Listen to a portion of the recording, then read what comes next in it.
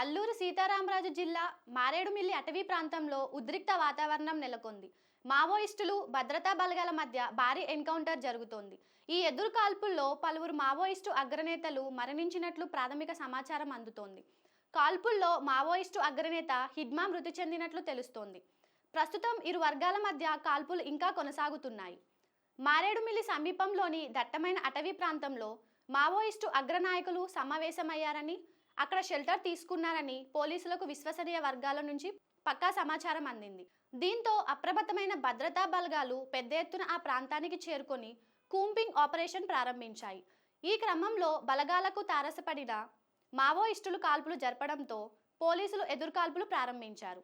ఈ భీకర పోరులో కీలక మావోయిస్టు నేతలు మరణించి ఉండవచ్చని తెలుస్తోంది. అయితే ఆపరేషన్ ఇంకా కొనసాగుతున్నందున మృతుల సంఖ్య, వారి వివరాలపై అధికారికంగా ఎటువంటి ప్రకటన వెలువడలేదు. పూర్తి వివరాలు తెలియాల్సి ఉంది.